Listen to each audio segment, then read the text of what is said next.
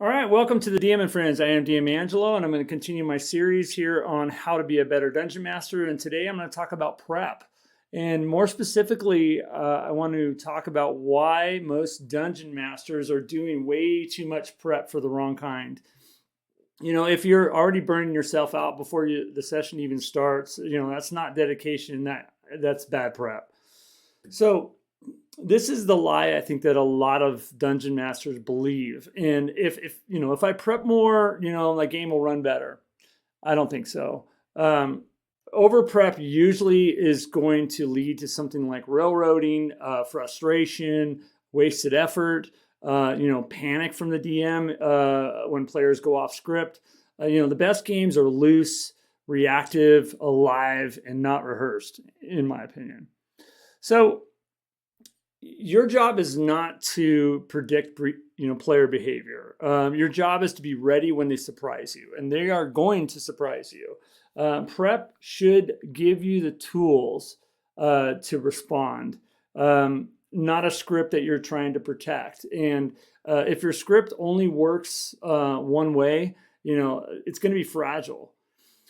Here's the fastest way to sabotage your own session, and that's writing a plot, okay? Because, a plot assumes outcomes. A plot is, and players are going to break outcomes. Instead of plotting what will happen, prep what exists in your world.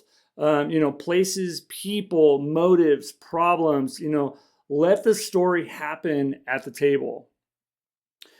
So here's 4 things that I suggest and where your prep time should go. 4 places that I think that it should go. So number 1 is factions and motivations. Who wants what? What happens if nobody stops this faction? That alone is going to generate a session. Number 2, locations with teeth. I've talked about this before. Maybe I'll put it up here or over there so you can click on that. But locations are key. You don't need 50 rooms. You just need a few that actually matter to the game. Each location should answer a couple questions. Why is this place dangerous? What has happened here recently? What changes if the players mess with it? So that's number 2. Number 3, loose encounter seeds, not encounters on rails, situations. So prep for a situation, like a cult meeting that's interrupted, or, a patrol that's returning, or, a rival group's already inside.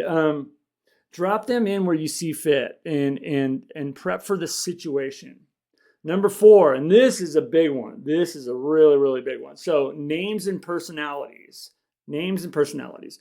Have a short list and reuse them shamelessly if you have to. Players will think you're brilliant.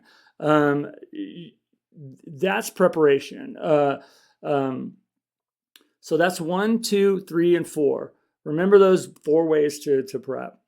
So improv is great, okay? Now, until it isn't. Prep the things that are hard to make up cleanly. Maps, faction goals, timelines, consequences. Don't waste prep on box text that nobody's going to listen to anyways. A big one of those is timelines. That's hard to make up, through improv. If you have that kind of laid out for your campaign, that's going to go a long way. Stop writing dialogue.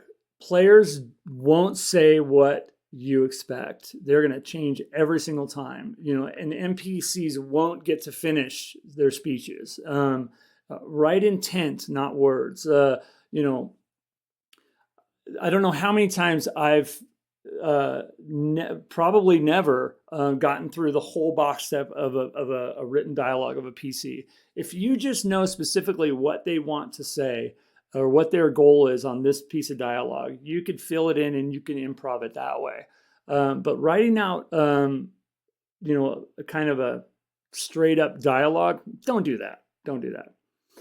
So here's another thing that I think would really help you is random tables are not lazy. A lot of people think that random tables suck. I don't.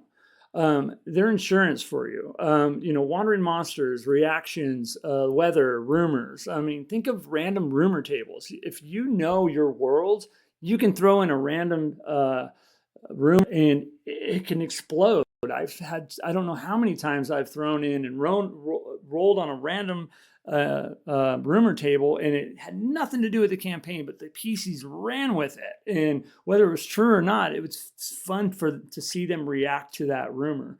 And so those are key points too. Use them. Use those random tables. And there are so many places that you could get random tables online or in books and stuff like that.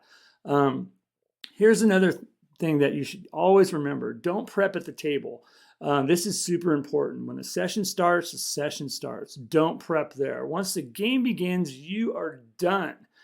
Don't fight the table to preserve your notes. Just let it go. Flow with what's happening. The moment that you start protecting your prep, you stop listening to the players. So don't do that.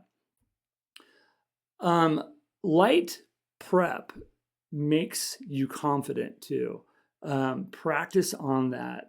When you know the world and the stakes, like I said a second ago, you don't panic, and you're not going to panic. You can make very fast rulings. You can let the players run and roll with it, and they'll respond naturally. Confidence is going to beat complexity every single time. Trust me. So this is what my prep looks like. I have probably one page, sometimes two, bullet points. Everything is bullet pointed. I have my faction notes in an area. Of course, we'll have a map, and a few encounter ideas, written down.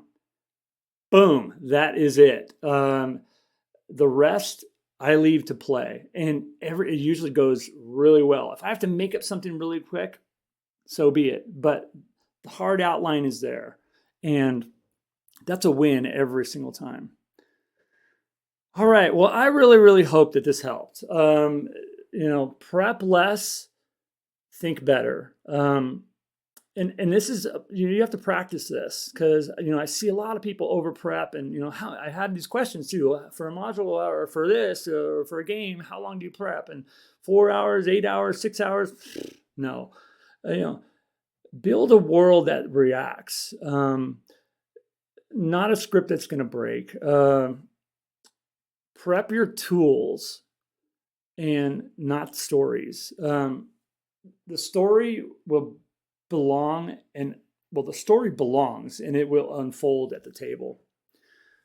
All right, you guys, that's my take on this. I really hope this helped, and if this helped your prep mindset, I would really love to hear it in the comments below.